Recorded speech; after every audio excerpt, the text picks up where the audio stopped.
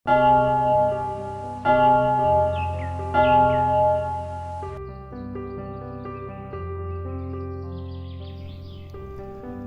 nama Bapa dan Putra dan Roh Kudus. Amin.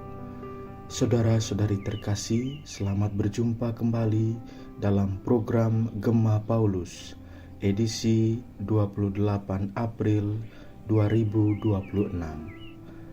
Bersama saya, Diakon Alan OFM.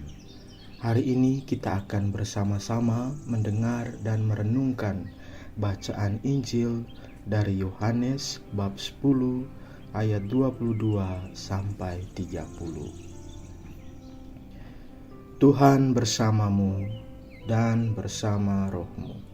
Inilah Injil suci menurut Yohanes. Dimuliakanlah Tuhan.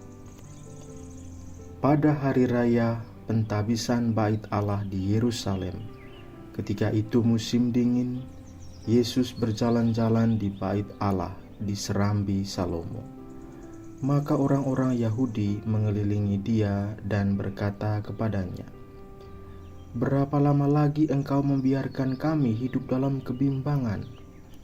Jika engkau Mesias, katakanlah terus terang kepada kami." Yesus menjawab mereka, "Aku telah mengatakannya kepada kamu, tetapi kamu tidak percaya. Pekerjaan-pekerjaan yang kulakukan dalam nama Bapa-Ku, itulah yang memberikan kesaksian tentang Aku, tetapi kamu tidak percaya, karena kamu tidak termasuk domba-dombaku. Domba-dombaku mendengarkan suaraku, dan Aku mengenal mereka, dan mereka mengikuti Aku. Aku memberikan hidup yang kekal kepada mereka, dan mereka pasti tidak akan binasa sampai selama-lamanya, dan seorang pun tidak akan merebut mereka dari tanganku. Bapa-Ku yang memberikan mereka kepadaku lebih besar daripada siapapun, dan seorang pun tidak dapat merebut mereka dari tangan Bapa. Aku dan Bapa adalah satu." Demikianlah sabda Tuhan. Terpujilah Kristus. Saudara dan saudari yang terkasih dalam Kristus, dalam bacaan Injil Yohanes yang baru saja kita dengar, Yesus berkata dengan tegas, "Domba-dombaku mendengarkan suaraku. Aku mengenal mereka dan mereka mengikuti Aku."